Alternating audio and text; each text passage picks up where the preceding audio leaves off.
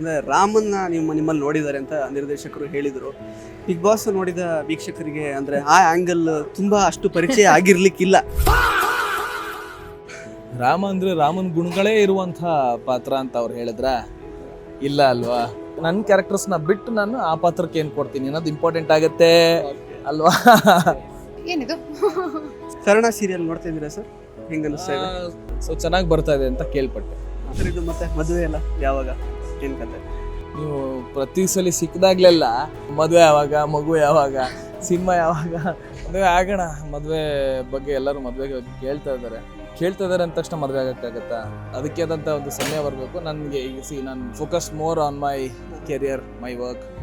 ಮದುವೆ ಅನ್ನೋದು ಸಣ್ಣ ವಿಷಯ ಅಲ್ಲ, ಯಾಕಂತಂದರೆ ಅದು ಜೀವನದಲ್ಲಿ ಇನ್ನೊಬ್ಬರು ನಮ್ಮ ಜೊತೆ ಬರ್ತಾ ಇದ್ದಾರೆ ಅಂತ ಅದೊಂದು ಜವಾಬ್ದಾರಿ. ನಾವು ಅವ್ರಿಗೆ ಸಮಯ ಕೊಡಬೇಕು, ಅವ್ರಿಗೆ ಪ್ರೊವೈಡ್ ಮಾಡಬೇಕು, ನಾವು ಸ್ಟೇಬಲ್ ಆಗಿರ್ಬೇಕು. ಅಷ್ಟೇ, ಇನ್ನೇನಿಲ್ಲ. ಅದು ಯಾವಾಗ ಆಗಬೇಕು ಅದಾಗುತ್ತೆ. ಆಗುವಾಗ ನೀವು ಹೇಳ್ಬಿಟ್ಟೆ ಆಗ್ತೀನಿ. ನಮಸ್ಕಾರ ಸ್ನೇಹಿತರೆ, ವಿಶ್ವವಾಣಿ ಟಿವಿ ಸ್ಪೆಷಲ್ನ ಈ ಒಂದು ವಿಶೇಷ ಸಿನಿಮಾ ಸೆಗ್ಮೆಂಟ್ಗೆ ಸ್ವಾಗತ. ನಾನು ಸುಜಯ್ ರಾಜ್. ಸ್ನೇಹಿತರೆ, Bigg Boss season 10 winner Karthik Mahesh ಅವರ ಹೊಸ ಸಿನಿಮಾದ ಮುಹೂರ್ತ ಇವತ್ತು ನೆರವೇರಿದೆ. ಸಿನಿಮಾದ ಟೈಟಲ್ ಸೀತಾರಾಮ ರಾಜು ಅಂತ. ಸದ್ಯಕ್ಕೆ ಈ ಒಂದು ಸಿನಿಮಾ ಬಗ್ಗೆ ಮಾತಾಡಲಿಕ್ಕೆ ನಮ್ಮ ಜೊತೆಗೆ ಕಾರ್ತಿಕ್ ಮಹೇಶ್ ಅವರು ಇದ್ದಾರೆ. ಮಾತಾಡ್ಸ್ತಾ ಹೋಗೋಣ ಬನ್ನಿ. ಸರ್ ನಮಸ್ತೆ. ಸೀತಾರಾಮ ರಾಜು ಅಂತ ಟೈಟಲ್ ಇಟ್ಟಿದ್ದಾರೆ. ಆ್ಯಕ್ಚುಲಿ ಅಂದರೆ ನಿಮ್ಮನ್ನು ರಾಮನಿಗೆ ಹೋಲಿಸಿದ್ರು ನಿರ್ದೇಶಕರು. ಯಾವ ಆ್ಯಂಗಲಿಂದ ಅವ್ರು ನಿಮಗೆ ರಾಮ ಅಂತ ಕಾಣಿಸಿದ್ರು? ಸೊ ಏನು ವಿಷಯ, ಯಾವ ಥರ ಅವ್ರಿಗೆ ರಾಮನ್ ಥರ ಕಾಣಿಸ್ಕೊಂಡ್ರೆ ನೀವು ಅದ್ರ ಬಗ್ಗೆ ಹೇಳೋದಾದ್ರೆ? ಇದು ಯಾಕೋ ನನ್ನ ಗೇಲಿ ಮಾಡ್ತಿರೋ ಥರ ಗೊತ್ತಿಲ್ಲ. ಅಂದರೆ ನಿರ್ದೇಶಕರ ಪರ್ಸ್ಪೆಕ್ಟಿವ್ ಅದು. ಒಬ್ಬ ಆ್ಯಕ್ಟರ್ ಆಗಿ ನಾನು ಎಲ್ಲ ರೀತಿಯೂ ಕಾಣಿಸ್ಕೊಳ್ಳೋದಕ್ಕೆ ಇಷ್ಟಪಡ್ತೀನಿ. ಹಾಗಾಗಿ ಸೊ ಅವ್ರ ಯೋಚನೆಯಲ್ಲಿ ಏನೋ ಕತೆ ಬರೀವಾಗ್ಲೇ ಸೀತಾರಾಮ ರಾಜು, ರಾಮ, ಅದೇ ಇವ್ರನ್ನ ನೆನೆಸ್ಕೊಂಡೆ ಕತೆ ಬರದೆ ಅಂತಂದಾಗ ತುಂಬ ಖುಷಿ ಆಯಿತು. ಯೂಶ್ವಲಿ ಒಬ್ಬರು ಡೈರೆಕ್ಟ್ರು, ನಾವು ಒಬ್ಬರು ಡೈರೆಕ್ಟ್ರ್ ಕರ್ಕೊಬಂದು ಅಥವಾ ಪ್ರೊಡ್ಯೂಸರ್ ಕರ್ಕೊಬಂದು ಸಿನಿಮಾ ಮಾಡಿಸೋದಕ್ಕೆ ಅಂತ ಕತೆ ಬರ್ಸ್ತಿರ್ತೀವಿ. ಬಟ್ ಇದು ನಾವೆಲ್ಲ ಆಗೋದಕ್ಕೂ ಮುಂಚೆನೇ ಡೈರೆಕ್ಟರ್ ನನ್ನ ಬಗ್ಗೆ ಯೋಚನೆ ಮಾಡಿ, ಅಂದರೆ ಕಾಸ್ಟಿಂಗ್ ಆಗೋದಕ್ಕೂ ಮುಂಚೆನೇ ಯೋಚನೆ ಮಾಡಿ ಇದೊಂದು ಡಿಸಿಷನ್ ತೊಗೊಂಡು ಇವ್ರ ಕೆಲಸ ಮಾಡೇ ಮಾಡ್ತೀನಿ ಅನ್ನೋ ಒಂದು ಡಿಸಿಷನ್ ತೊಗೊಂಡು ಮಾಡೋದಿದೆಯಲ್ಲ, ಅದು ಇಟ್ಸ್ ಅ ಬಿಗ್ ಥಿಂಗ್. ನನಗೆ ಇದೊಂದು ದೊಡ್ಡ ಗಿಫ್ಟ್ ಅಂತ ಅನ್ನಿಸುತ್ತೆ. ಸೊ ಅದೇ ರೀತಿ ಒಟ್ಟಿಗೆ ಮಾಡ್ತಾ ಇದ್ದೀವಿ ಸೀತಾರಾಮ ರಾಜು ಅಂತ. It's very nice thing. ಒಂದು ಒಳ್ಳೆ ಪ್ರೊಡಕ್ಷನ್ ಹೌಸ್ ಬ್ಯಾಕಪ್ ಇದೆ. ಒಂದು ದಿನ 3 ಸಿನಿಮಾ ಮುಹೂರ್ತ ಮಾಡಿದ್ದಾರೆ. ಸೊ ಒಂದು ಸೀಸನ್ಗೋಸ್ಕರ ವೆಯ್ಟ್ ಮಾಡ್ತೀವಿ. ಅದಾದ ತಕ್ಷಣ will start. Sir, Seetharama Raju ಅಂದರೆ ಹೆಸರಲ್ಲೇ ಒಂದು ರೀತಿ ಪಾಸಿಟಿವಿಟಿ ಇದೆ. ಆ್ಯಕ್ಚುಲಿ ಆ ಕಡೆ ದೊಡ್ಡ ಸಿನಿಮಾ ಒಂದು ರಾಮಾಯಣ ಅಂತ ಬರ್ತಾ ಇದೆ. ಆ್ಯಕ್ಚುಲಿ ಅಂದರೆ ಒಂದು ರೀತಿ ಏನೋ ಪಾಸಿಟಿವ್ ವೈಬ್ಸ್ ಆಲ್ ಓವರ್. ಮತ್ತು ಈ ವರ್ಷದಲ್ಲೇ ಈ ಸಿನಿಮಾ ಬರುತ್ತೆ ಅಂತ ಕೂಡ ನಿರ್ಮಾಪಕರು ಅನೌನ್ಸ್ ಕೂಡ ಮಾಡಿದ್ದಾರೆ. ಸೊ ಹೀರೋಯಿನ್ ಪ್ರಿಯಾಂಕಾ ಅವರಿದ್ದಾರೆ, ಜೊತೆಗೆ ರವಿಶಂಕರ್ ಅವರಿದ್ದಾರೆ, ಜಗ್ಗಪ್ಪ ಅವರೆಲ್ಲ ಇದ್ದಾರೆ. ಒಂದು ಆನ್ಸಂಬಲ್ ಕಾಸ್ಟ್ ಇರುವಂತಹ ಸಿನಿಮಾ. ಅಂದರೆ ಕಾರ್ತಿಕ್ ಅವ್ರನ್ನ ಮತ್ತೆ ತೆರೆ ಮೇಲೆ ನೋಡೋದಕ್ಕೆ ಇಷ್ಟಪಡುವಂತಹ ಪ್ರೇಕ್ಷಕರಿಗೆ ಒಂದು ರೀತಿ ಈ ವರ್ಷ ಒಂದು ರೀತಿ ಒಳ್ಳೆ ವರ್ಷ ಅಂತಲೇ ಅನ್ಕೋಬೋದು. ಯಾಕೆಂದರೆ ರಿಚ್ಚು ಈ ವರ್ಷ ಬರುತ್ತೋ ಇಲ್ವೋ ಗೊತ್ತಿಲ್ಲ, ಮೋಸ್ಟ್ಲಿ ಬರುತ್ತೆ ಅನಿಸುತ್ತೆ. ಅದು ಮತ್ತೆ ಇದು ಕೂಡ ಬರಬಹುದು. ಏನು ಹೇಳಕ್ಕೆ ಇಷ್ಟಪಡ್ತೀನಿ? ಪರವಾಗಿಲ್ಲ. ಆಲ್ ದಿ ಬೆಸ್ಟ್, ಒಳ್ಳೆದಾಗಲಿ ನಿಮಗೆ. All the best. ಏನಿದು ಸೊ ಮಧ್ಯದಲ್ಲಿ ಒಂದು ಕ್ಯಾಮಿಯೋ ಕೂಡ ಮಾಡಿದ್ದೀರಾ ದಿಶಾ ಅವರೇ, thank you so much. Sir, ಇವಾಗ ಅದೇ ಒಂದು ಪಾಸಿಟಿವ್ ವೈಬ್ ಇದೆ ಅಂತ ಹೇಳಿದೆ. ಆ್ಯಕ್ಚುಲಿ ಸೀತಾರಾಮ ರಾಜು ಟೈಟಲಲ್ಲೇ ಏನು ಹೇಳಕ್ಕೆ ಇಷ್ಟಪಡ್ತೀರಾ? ಅಫ್ಕೋರ್ಸ್, ಈಗ ಅಂದರೆ ನೀವು ಟೈಟಲ್ ಬಗ್ಗೆ ಯೋಚನೆ ಮಾಡುವಾಗ ಡೈರೆಕ್ಟ್ರು ಅದನ್ನೇ ಹೇಳ್ತೀವಿ, ತುಂಬ ಒಂದು ಕ್ಯಾಚಿ ಆಗಿದೆ, ಪಾಸಿಟಿವ್ ಆಗಿದೆ. ಅಂದರೆ ನಮ್ಮ ಸಿನಿಮಾ ನಾವು ಮೊನ್ನೆ ಟೈಟಲ್ ರಿಜಿಸ್ಟರ್ ಮಾಡಿದ್ದು ರಾಮನವಮಿ ದಿನ ಮತ್ತು ಹನುಮಾನ್ ಜಯಂತಿ ದಿನ ನಾವು ಮತ್ತೆ ಶೂಟ್ ಮಾಡಿದ್ದು. ಸೊ ಇದೇ ರೀತಿ ಎಲ್ಲ ತುಂಬ ಪಾಸಿಟಿವ್ ವೈಬ್ಸ್ ಕೊಡ್ತಾ ಇದ್ದೆ ಸಿನಿಮಾ. ಒಂದು ತುಂಬ ಒಳ್ಳೆ ತಂಡ, ಒಂದು ತುಂಬ ಪಾಸಿಟಿವ್, ಒಳ್ಳೆ ವೆರಿ ಪ್ಯಾಷನೇಟ್ ಟೀಮ್ ಆಗಿ ನಾವು ಬರ್ತಾ ಇದ್ದೀವಿ. ಸೊ ಹಂಗಾಗಿ hoping for the best and will do our best. ಎಲ್ಲ ಡಿಪಾರ್ಟ್ಮೆಂಟಲ್ಲೂ ಪ್ರೊಡ್ಯೂಸರ್ ಏನೇನು ಕೇಳಿದ್ದಾರೆ ಅದೇ ರೀತಿ ಟೆಕ್ನಿಕಲಾಗಿ ಸ್ಟ್ರಾಂಗ್ ಆಗಿ ಕೊಟ್ಟಿದ್ದಾರೆ. ಸೊ ಒಂದು ಮ್ಯೂಸಿಕಲ್ ಹಿಟ್, ಒಂದು suspense thriller or love story, what not, ಎಲ್ಲವೂ ಇದೆ ಈ ಸಿನಿಮಾದಲ್ಲಿ. So hoping for the best. Sir, actually Alpha cinema ಬಿಡುಗಡೆ ಆದಾಗ ನೀವು ಕೆಲವೊಂದಷ್ಟು ಚಾಲೆಂಜಸ್ನ ನೀವು ಕೂಡ ಫೇಸ್ ಮಾಡಿದ್ದೀರಿ. ಅಂದರೆ ಹೊಸಬರ ಸಿನಿಮಾ ಅಂದ ತಕ್ಷಣ ಜನ ಸ್ವಲ್ಪ ಅಂದರೆ ಹಿಂದೆಟ್ಟು ಹಾಕ್ತಾರೆ, ಅಥವಾ ತುಂಬ ವರ್ಡ್ ಆಫ್ ಮೌತ್ ಕೇಳಿದ್ರೆ ಮಾತ್ರ ಮನೆಯಿಂದ ಹೊರಗೆ ಬರೋದಕ್ಕೆ ಅವರು ಪ್ರಯತ್ನ ಪಡ್ತಾರೆ ಥಿಯೇಟ್ರಿಗೆ. ಸೊ ಏನು ಅನಿಸುತ್ತೆ ನಿಮಗೆ ಎಕ್ಸಾಕ್ಟ್ಲಿ? ಅಂದರೆ ಈ ಒಂದು ಕ್ಷೇತ್ರದಲ್ಲಿ ಉಳ್ಕೊಳ್ಬೇಕು ಅಂತಂದರೆ ಯಾವ ಥರದ ಸಿನಿಮಾ ಮಾಡಬೇಕು? ವಾಟ್ ಈಸ್ ದ ಸರ್ವೈವಲ್ ಒಂದು ಇದು ಅಂತ?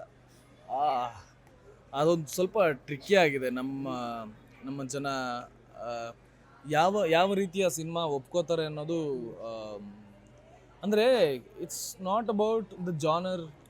ಅಂದರೆ ಲವ್ ಸ್ಟೋರಿ ಆಗಿರ್ಬೋದು, ಸಸ್ಪೆನ್ಸ್ ಥ್ರಿಲ್ಲರ್ ಆಗಿರ್ಬೋದು, ಅಥವಾ ಬೇರೆ ಎಲ್ಲ ಜಾನರ್ ಆಗಿರ್ಬೋದು. ಅಂದರೆ ನಾವು ಒಂದು ಒಳ್ಳೆ ಸ್ಟೋರಿ, ಒಂದು ಸ್ವಲ್ಪ ಇಂಟ್ರಿಗ್ಯೂಯಿಂಗ್ ಆಗಿರಬೇಕು ಕತೆ, ಅಷ್ಟೇ ಎಂಗೇಜಿಂಗ್ ಆಗಿರಬೇಕು. ಹೊಸಬ್ರು ಅಂತ ಬಂದಾಗ ಹಂಗೆ ಬೇರೆ ಎಲ್ಲ ಸೀನಿಯರ್ಸ್ ಪ್ಯಾಕಿಂಗ್ ಚೆನ್ನಾಗಿರಬೇಕು. ಆ ರೀತಿ ಇದ್ದಾಗ 100% ಬರ್ತಾರೆ. ವೆರಿ ಟ್ರಿಕಿ ಕ್ವಶನ್ ಇದೆ, ಯಾಕಂತಂದರೆ ಆನ್ಸರ್ ಮಾಡೋದಕ್ಕೆ ಕಷ್ಟ ಇದೆ. ಯಾವ ರೀತಿ ಸಿನಿಮಾ ಒಪ್ಕೊತಾರೆ ಅನ್ನೋದು. ಬಟ್ ಒಳ್ಳೆ ಸಿನಿಮಾ ಮಾಡಿದ್ರೆ 100% ಬಂದೇ ಬರ್ತಾರೆ. ಯಾಕಂತಂದರೆ ನಾವು ನೋಡ್ತಾ ಇದ್ದೀವಿ ಬೇರೆ ಭಾಷೆಗಳದ್ದು ಸಿನಿಮಾ ಬಂದಾಗ they are looting like anything. So ನಾವೇ ಹೋಗಿ ನೋಡ್ತೀವಿ. ತುಂಬ ಚೆನ್ನಾಗಿದೆ ಅಂದಾಗ ಎಷ್ಟೊಂದು ಮೌತ್ ಪಬ್ಲಿಸಿಟಿ ಆಗುತ್ತೆ. ಅದೇ ರೀತಿ ಆಗಬೇಕು ಅಂತಂದರೆ ನಮಗೆ ನಮ್ಮ ಸಿನಿಮಾಗಳು ಅದೇ ರೀತಿ ಆದರೆ 100% ಮೌತ್ ಪಬ್ಲಿಸಿಟಿ ಆಗೇ ಆಗುತ್ತೆ. ಫಾರ್ ಎಕ್ಸಾಂಪಲ್, ನಾವು ಕಾಂತಾರ ಫಸ್ಟ್ ಪಾರ್ಟ್ ಬಂದು ನಾವು ಕರ್ನಾಟಕದಲ್ಲಿ ಮಾತ್ರ ರಿಲೀಸ್ ಆಗಿದ್ದು. ಅದಂಗೆ ಮೌತ್ ಪಬ್ಲಿಸಿಟಿ ಆಗಿ ಅವ್ರು ಪ್ಯಾನ್ ಇಂಡಿಯಾ ಅಂತ ಯೋಚನೆ ಮಾಡಿರಲಿಲ್ಲ. ಪ್ಯಾನ್ ಇಂಡಿಯಾ ಅಂತ ಆದಾಗದೇ ಆಗಿದ್ದು. ಸೊ ಆ ರೀತಿ ಆಶೀರ್ವಾದ ಮಾಡ್ತಾರೆ ಒಳ್ಳೆ ಸಿನಿಮಾಗಳಂತ ಬಂದಾಗ. ಸೊ 100% ಆಗುತ್ತೆ. ಇನ್ನು ಸರ್ ಆ್ಯಕ್ಚುಲಿ ರಿಚ್ ಮತ್ತು ರಾಮರಸ ಈ ವರ್ಷನೇ ಬರುತ್ತಾ ಹೇಗೆ? ಸೀತಾರಾಮರಾಜು ಈ ವರ್ಷನೇ ಬರುತ್ತೆ ಅಂತ ನಿರ್ಮಾಪಕರು ಹೇಳಿದ್ದಾರೆ. ಸೊ 3 ಸಿನಿಮಾ ಎಕ್ಸ್ಪೆಕ್ಟ್ ಮಾಡ್ಬೋದಾ ಈ ವರ್ಷದಲ್ಲಿ ಹೇಗೆ? 2 ಸಿನಿಮಾ ಮಾಡ್ಬೋದು. ಇನ್ನೊಂದು ರಾಮರಸ ಒಂದು ಮತ್ತು ಸೀತಾರಾಮರಾಜು. ರಿಚ್ ಕೆಲಸ ನಡೀತಾ ಇದೆ. ಅದೊಂದು ಒಂದು ಸ್ಕೆಡ್ಯೂಲ್ ಆಗಿದೆ, ಮತ್ತು ಇನ್ನೊಂದು ಸ್ಕೆಡ್ಯೂಲ್ ಆಗಬೇಕು. ಸೊ ಈ ಒಂದು ಗ್ಯಾಪಲ್ಲಿ ಫಾರಿನ್ಗೆ ಹೋಗೋಕ್ಕೂ ಮುಂಚೆ, ಅಂದರೆ ಇನ್ನೊಂದು ಶೂಟಿಂಗ್ಸ್, ಬೇರೆ ಸಿನಿಮಾ ಶೂಟಿಂಗ್ ಇದೆ, ಅದಕ್ಕೆ ಹೋಗೋಕ್ಕೂ ಮುಂಚೆ ನಾವು ಒಂದು ಸ್ಕೆಡ್ಯೂಲ್ ಮಾಡ್ಬಿಟ್ಟು ಹೋಗೋಣ ಅಂತ ಯೋಚನೆ ಮಾಡ್ತೀವಿ. ಸೊ ಈ ವರ್ಷ 2 ಸಿನಿಮಾ ಎಕ್ಸ್ಪೆಕ್ಟ್ ಮಾಡ್ಬೋದು. ಸರ್, ಈಗ ಆಫ್ಟರ್ ಬಿಗ್ ಬಾಸ್ ಸೀಸನ್ 10 ಅಂದರೆ how is life treating you exactly? ಅಂದರೆ ತುಂಬ ನೀವೇನಾದರೂ ನಾನು ಎಲ್ಲ ಸಾಧಿಸ್ಬಿಟ್ಟಿದ್ದೀನಿ ಅನ್ನೋ ಥರ ಒಂದು ರೀತಿ ಅಲೆನಲ್ಲಿ ತೇಲ್ತಾ ಇದ್ರು, ಅಥವಾ ಯಾವ ರೀತಿ ನಿಮ್ಮನ್ನು ಗ್ರೌಂಡೆಡ್ ಮಾಡಿದೆ ಲೈಫು, ಅಥವಾ ಯಾವ ರೀತಿ ನಿಮ್ಮಲ್ಲಿ ಚೇಂಜಸ್ನ ತಂದಿದೆ?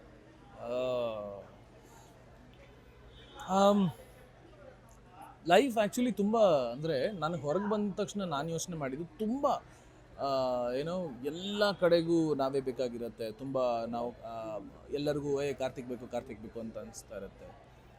ಎಲ್ಲೋದ್ರೂ ಒಂದು 10-15 ಜನ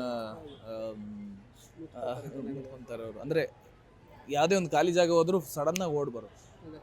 ಬಟ್ ನನಗೆ ಆವಾಗಲೇ ನಾನು ಅಂದ್ಕೊಂಡಿದ್ದು, ನಾನು ಯೋಚನೆ ಮಾಡಿದ್ದು, ಇದು ಶಾಶ್ವತವಾಗಿ, ಅಂದರೆ ಏನು ಹೈಪ್ ಸಡನ್ನಾಗಿ ಬಂದಿದೆ, ಇದು ಶಾಶ್ವತವಾಗಿ ಇರಬೇಕು ಅಂತಂದರೆ ನಾನು ನನ್ನ ಸಿನಿಮಾಗಳ ಮೂಲಕ ನಾನು ಕೆಲಸ ಮೂಲಕ ನಾನು ಕಾಣಿಸ್ಕೋಬೇಕು, ಅದರಲ್ಲಿ ನಾನು ಹೆಚ್ಚು ತೊಡಗಿಸ್ಕೋಬೇಕು ಅಂತ ನಾನು ಯೋಚನೆ ಮಾಡಿದೆ. ತಲೆಗೆ ಅನ್ನೋದು, ಅಂದರೆ ನಾವು ಸಕ್ಸಸ್ ತಗೋತೀವಿ ಅನ್ನೋದ್ರ ಮೇಲೆ ಹೋಗುತ್ತೆ. ಯಾಕಂತಂದರೆ I have seen a lot in life. ತುಂಬ ಸ್ಟ್ರಗಲ್ ನೋಡಿ, ಒಂದಷ್ಟು ಎಕ್ಸ್ಪೀರಿಯನ್ಸ್ಗಳಾಗಿ ಲೈಫಲ್ಲಿ ಇಲ್ಲಿವರೆಗೂ ಬಂದಿರೋದು. ಸೊ ಆ ಒಂದು ಎಕ್ಸ್ಪೀರಿಯನ್ಸ್ಗಳು ನಮಗೆ ತುಂಬ ಪಾಠ ಕಲಿಸ್ಬಿಟ್ಟಿದೆ. ಸೊ ಆ ಪಾಠದಿಂದ ಇವಾಗ ಇಲ್ಲ, ಇದೇನು ಶಾಶ್ವತ ಅಲ್ಲ. ಜೀವನ ಯಾವಾಗ ಬೇಕಾದ್ರೂ ಮೇಲೆ ಹೋಗ್ಬೋದು, ಯಾವಾಗ ಬೇಕಾದ್ರೂ ಕೆಳಗೆ ಬರ್ಬೋದು. ಆದರೆ ಮೇಲಿರಬೇಕು ಅಂತಂದರೆ ಅದಕ್ಕೆ ನಾವು ಕೆಲಸ ಮಾಡಬೇಕು, ಕೆಲಸ ಚೆನ್ನಾಗಿ ಮಾಡಬೇಕು. ನಾವು ಯಾವಾಗಲೂ ಒಳ್ಳೇದು ಯೋಚನೆ ಮಾಡಬೇಕು, ಇನ್ನೊಬ್ಬರ ಬಗ್ಗೆ ಒಳ್ಳೆಯದೇ ಯೋಚನೆ ಮಾಡಿ, ಹಾಗಿದ್ದಾಗ ನಮಗೂ ಒಳ್ಳೆಯದಾಗುತ್ತೆ. So that's how I think. So ನನ್ನ ಸುತ್ತಮುತ್ತ ಯಾವಾಗಲೂ ಪಾಸಿಟಿವ್ ಆಗಿ ಯೋಚನೆ ಮಾಡೋರನ್ನ ನಾನು ಇಟ್ಕೊಂಡಿರ್ತೀನಿ. ಸೊ ಹಾಗಾಗಿ ಪಾಸಿಟಿವ್ ಕೆಲಸಗಳಾಗುತ್ತೆ. So not taking anything to head. ತುಂಬ ನಾವು ಏನೋ ಯಾವುದೋ ಒಂದು ವಿಷಯ ಬೇಜಾರಾಗಿದ್ದನ್ನು ತಲೆಗೆ ತಗೊಳ್ಳೋದಾಗಲಿ, ತುಂಬ ಖುಷಿಯಾಗಿದ್ದನ್ನು ತಲೆಗೆ ತಗೊಳ್ಳೋದಾಗಲಿ, ಅದು ಮಾಡಬಾರ್ದು. We have to be balanced ಅಂತ ನನಗೆ ಅನ್ಸುತ್ತೆ. ಸರ್, ಇನ್ನು ಅದು ಬಿಟ್ಟರೆ ಈಗ 6 ಪ್ಯಾಕ್ ಮಾಡಿದ್ದೀರಾ. ಆ್ಯಕ್ಚುಲಿ ಮೊನ್ನೆ ಫೋಟೋಸ್ ಎಲ್ಲ ಹಂಚ್ಕೊಂಡಿದ್ರಿ. ಸೊ ಎಷ್ಟು ಈಸಿ ಆಗಿತ್ತು?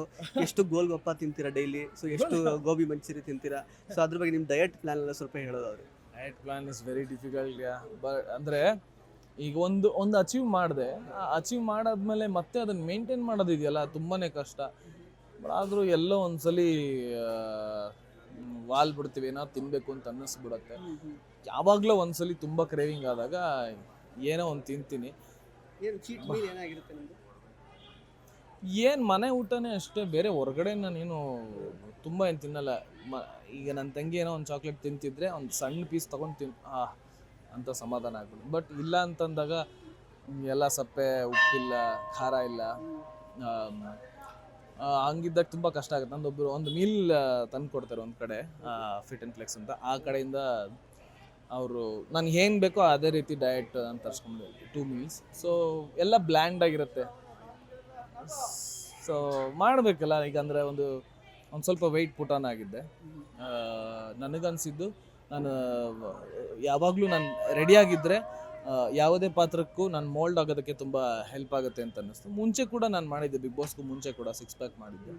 ಸೊ ಇದು ಅಂದರೆ ಒಂದು 3 ಮಂತ್ಸ್ ಬಲ್ಕಿಂಗ್ ಮಾಡಿ ಇನ್ನೊಂದು 3-4 ಮಂತ್ಸು. ಮತ್ತು ಲಾಸ್ಟ್ ನೀವು ಅಬ್ಸರ್ವ್ ಮಾಡಿದರೆ ನನಗೆ ನವಂಬರ್-ಡಿಸೆಂಬರ್ ಟೈಮಲ್ಲಿ ಸ್ವಲ್ಪ ಗುಂಡ ಕಾಣಿಸ್ತೀನಿ. ಈ ಒಂದು ಮತ್ತೆ ಅಂದರೆ ಬಲ್ಕಿಂಗ್ ಮಾಡಿ ಮಸಲ್ ಬಿಲ್ಡ್ ಮಾಡಿ ಮತ್ತೆ ಫ್ಯಾಟ್ ಲಾಸ್ ಮಾಡಿದ್ದು. ಸೊ 6-7 ಮಂತ್ಸ್ ಆಯಿತು.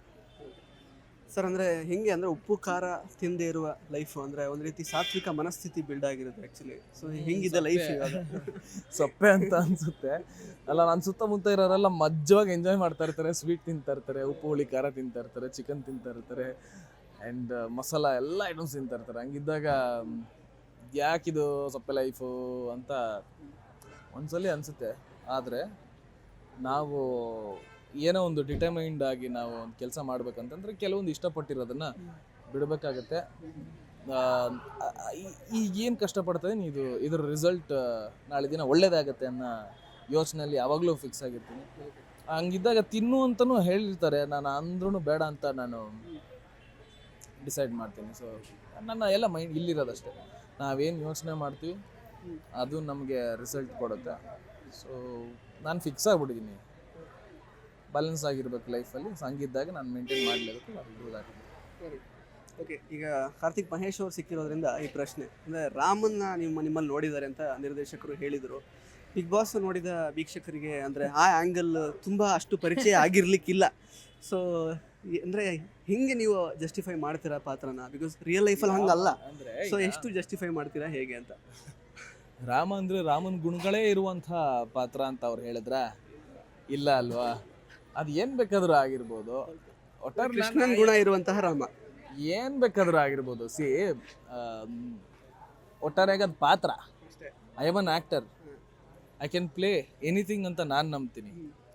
ಸೊ ಹಂಗಿದ್ದಾಗ ರಾಮನ ಪಾತ್ರನೂ ಮಾಡ್ಬೋದು, ಕೃಷ್ಣನ ಪಾತ್ರನೂ ಮಾಡ್ಬೋದು, ಹನುಮಂತನ ಪಾತ್ರನೂ ಮಾಡ್ಬೋದು, ಲಕ್ಷ್ಮಣನ ಪಾತ್ರ. ಆ ರೀತಿ ಯಾವ್ಯಾವ ಪಾತ್ರಗಳು ನನಗೆ ಚಾಲೆಂಜಸ್ ಸಿಗುತ್ತೋ ಎಲ್ಲನೂ ಮಾಡೋ ಪ್ರಯತ್ನ ಮಾಡ್ತೀನಿ. ಸೊ ಹಂಗಿದ್ದಾಗ ನನ್ನ ಕ್ಯಾರೆಕ್ಟರ್ಸ್ನ ಬಿಟ್ಟು ನಾನು ಆ ಪಾತ್ರಕ್ಕೆ ಏನು ಕೊಡ್ತೀನಿ ಅನ್ನೋದು ಇಂಪಾರ್ಟೆಂಟ್ ಆಗುತ್ತೆ ಅಲ್ವಾ? ಸರ್ ಇದು ಮತ್ತು ಹಾಗೆ ಜನರಲ್ ಟಾಕ್, ಕರ್ಣ ಸೀರಿಯಲ್ ನೋಡ್ತಾ ಇದ್ದೀರಾ ಸರ್? ಹೆಂಗೆ ಅನಿಸ್ತಾ ಇದೆ? ಇಲ್ಲ, ನನಗೆ ಸಮಯ ಇಲ್ಲ, ಬಟ್ ಅಪ್ಡೇಟ್ಸ್ ನೋಡ್ತಾ ಇರ್ತೀನಿ ಇದರಲ್ಲಿ, ಸೋಷಿಯಲ್ ಮೀಡಿಯಾಗಳಲ್ಲಿ. ಸೊ ಚೆನ್ನಾಗಿ ಬರ್ತಾ ಇದೆ ಅಂತ ಕೇಳ್ಪಟ್ಟೆ. ಸರಿ, ಯಾರ ಪಾತ್ರ ಇಷ್ಟ ಆಗುತ್ತೆ ತುಂಬ? ನಿತ್ಯ ಕ್ಯಾರೆಕ್ಟರ್ ಹೆಂಗೆ ಅನಿಸುತ್ತೆ? ಏನು ಕತೆ? ಎಲ್ಲ ಚೆನ್ನಾಗಿದೆ. ನಿತ್ಯ, ನಿಧಿ, ಕರ್ಣ ಎಲ್ಲ ಪಾತ್ರಗಳು ಚೆನ್ನಾಗಿದೆ. ಸರ್ ಇದು ಮತ್ತೆ ಮದುವೆ ಎಲ್ಲ ಯಾವಾಗ? ಏನು ಕತೆ? ಮದುವೆ ಆಗೋಣ. ಮದುವೆ ಬಗ್ಗೆ ಎಲ್ಲರೂ ಮದುವೆ ಬಗ್ಗೆ ಕೇಳ್ತಾ ಇದ್ದಾರೆ ಅಂದ ತಕ್ಷಣ ಮದುವೆ ಆಗೋಕ್ಕಾಗತ್ತಾ? ಇಲ್ಲ ಅಲ್ವಾ? ಅದಕ್ಕೆ ಆದಂಥ ಒಂದು ಸಮಯ ಬರಬೇಕು. ನನಗೆ ಈಗ ನಾನು focus more on my career, my work. I want to do good. ಮದುವೆ ಅನ್ನೋದು ಸಣ್ಣ ವಿಷಯ ಅಲ್ಲ, ಯಾಕಂತಂದರೆ ಅದು ಜೀವನದಲ್ಲಿ ಇನ್ನೊಬ್ಬರು ನಮ್ಮ ಜೊತೆ ಬರ್ತಾ ಇದ್ದಾರೆ ಅಂತ ಅದೊಂದು ಜವಾಬ್ದಾರಿ. ನಾವು ಅವ್ರಿಗೆ ಸಮಯ ಕೊಡಬೇಕು, ಅವ್ರಿಗೆ ಪ್ರೊವೈಡ್ ಮಾಡಬೇಕು. ಹಂಗೆಲ್ಲ ಇದ್ದಾಗ ನಾವು ಸ್ಟೇಬಲ್ ಆಗಿರ್ಬೇಕು. ಅಂದರೆ ಜೊತೆಗೆ ಬಿಸ್ನೆಸ್ ಕೂಡ ಮಾಡ್ತಾಯಿದ್ದೀನಿ, ಬಟ್ ನನ್ನ ಮೈಂಡಿಗೆ ನನ್ನ ಕೆರಿಯರಲ್ಲಿ ನಾನು ಸಕ್ಸಸ್ಫುಲ್ ಆಗಬೇಕು, ಇನ್ನೂ ಚೆನ್ನಾಗಿ ಆಗಬೇಕು. ಮತ್ತು ನಂತರ ಅದ್ರ ಬಗ್ಗೆ ಯೋಚನೆ ಮಾಡೋಣ ಅಂತ ಅಂದ್ಕೊಂಡಿದ್ದೀನಿ. ಸೊ ಮದುವೆ ಬಗ್ಗೆ ನೀವು ಪ್ರತಿ ಸಲ ಸಿಕ್ಕಿದಾಗಲೆಲ್ಲ ಮದುವೆ ಯಾವಾಗ, ಆಮೇಲೆ ಇನ್ನೇನೋ ಮದುವೆ ಯಾವಾಗ, ಮಗು ಯಾವಾಗ, ಸಿನಿಮಾ ಯಾವಾಗ, ಸಿನಿಮಾ ಬಗ್ಗೆ 2 ನಿಮಿಷ ಕೇಳ್ತೀರ, ಇನ್ನು ಮಿಕ್ಕಿದ್ದೆಲ್ಲ 10 ನಿಮಿಷ ಅಷ್ಟೇ, ಇನ್ನೇನಿಲ್ಲ. ಅದು ಯಾವಾಗ ಆಗಬೇಕು ಅದಾಗುತ್ತೆ. ಆಗುವಾಗ ನಿಮ್ಗೆ ಹೇಳ್ಬಿಟ್ಟೆ ಆಗ್ತೀನಿ. Thank you so much sir, ಒಳ್ಳೇದಾಗಲಿ. ಸೀತಾರಾಮ ರಾಜು ಸಿನಿಮಾಗೆ ಜೊತೆಗೆ ಸಾಕಷ್ಟು ಸಿನಿಮಾ ರೀಚ್ ಆಗಿರ್ಬೋದು, ರಾಮರಸ ಎಲ್ಲದಕ್ಕೂ ಒಳ್ಳೇದಾಗಲಿ. ಆದಷ್ಟು ಬೇಗ ತೆರೆ ಮೇಲೆ ಬರಲಿ. ಜನ ನಿಮ್ಮನ್ನು ಇಷ್ಟಪಟ್ಟು ರಂಜಿಸೋ ಥರ ನೀವು ಒಂದು ಸಿನಿಮಾಗಳನ್ನು ಕೊಡ್ತಾ ಹೋಗಿ ಅಂತ ಆಶಿಸ್ತೀನಿ. All the best sir. Thank you. All the best ನಿಮಗೂ. ಸೊ ಸ್ನೇಹಿತರೆ, ಇದಾಗಿತ್ತು ನಟ ಕಾರ್ತಿಕ್ ಮಹೇಶ್ ಅವರ ಮಾತುಗಳು. ಮತ್ತೆ ಭೇಟಿ ಆಗ್ತಾ ಇರೋಣ. ಧನ್ಯವಾದ. ಇಂಟ್ರೆಸ್ಟಿಂಗ್ ಮತ್ತು ಇನ್ಫಾರ್ಮೇಟಿವ್ ವಿಡಿಯೋಗಳನ್ನ ಮಿಸ್ ಮಾಡ್ಕೋಬೇಡಿ. ಈಗಲೇ ಸಬ್ಸ್ಕ್ರೈಬ್ ಮಾಡಿ.